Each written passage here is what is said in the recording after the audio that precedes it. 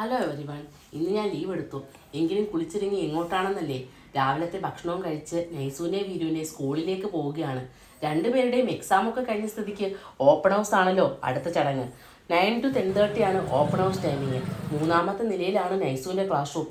എന്നും രാവിലെ ബാഗുമായി കുഞ്ഞി സ്റ്റെപ്പ് മുഴുവനും കയറണമല്ലോ എന്ന് മനസ്സിൽ ഞാൻ ചിന്തിച്ചു. അങ്ങനെ ക്ലാസ്സിലെത്തി. എല്ലാ സബ്ജക്റ്റിൻ്റെയും ആൻസർ ഷീറ്റ് നോക്കി. കൂടുതൽ മാർക്ക് വാങ്ങിയില്ലെങ്കിലും തരക്കേടില്ലാത്ത മാർക്ക് നൈസ് വാങ്ങിയിട്ടുണ്ട്. പക്ഷേ ടീച്ചർമാരുടെ പരാതി പഠിത്തത്തിനെക്കുറിച്ചല്ല, കുസൃതിയും ക്ലാസ്സിൽ ശ്രദ്ധിക്കാതെയുള്ള അവളുടെ സംസാരത്തിനെയും പറ്റിയാണ്. എല്ലാ ടീച്ചർമാർക്കും ഇതേ അഭിപ്രായം തന്നെ. അതൊക്കെ വലുതാവുമ്പോൾ മാറിക്കോളും. ഇനി വീരൂട്ടൻ്റെ ക്ലാസ് റൂമിലെത്തി. അവൻ്റെ ആൻസർ ഷീറ്റ് കണ്ട് ഞാൻ ഞെട്ടി. എല്ലാത്തിനും ഉത്തരം എഴുതിയിട്ടുണ്ട്.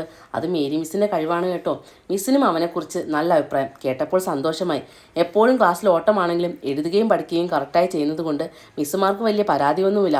അവർ അത് എടുത്ത് പറയുകയും ചെയ്തു. അപ്പോഴും അവൻ അവിടെ ഓടിക്കൊണ്ടിരിക്കുകയാണ്. ഇന്നെന്തായാലും മാർക്കൊക്കെ കിട്ടിയതല്ലേ. എൻ്റെ സന്തോഷത്തിന് ഓരോ കേക്ക് പീസ് വാങ്ങിച്ചു കൊടുത്തു. എപ്പോഴും പലഹാരങ്ങൾ വാങ്ങിക്കാറുള്ള ക്വാളിറ്റി ബേക്കേഴ്സ് നിന്നാണ് ഇന്നും വാങ്ങിച്ചത്. പേര് പോലെ തന്നെ എല്ലാ പലഹാരങ്ങൾക്കും അതിൻ്റേതായ ക്വാളിറ്റിയുമുണ്ട്. നൈസും വീരും കേക്ക് ആസ്വദിച്ച് കഴിക്കുകയാണ്. സന്തോഷത്താൽ നൈസും വീരും എനിക്കും അച്ചമ്മയ്ക്കും ഓരോ ചെറിയ കഷ്ണം തന്നു.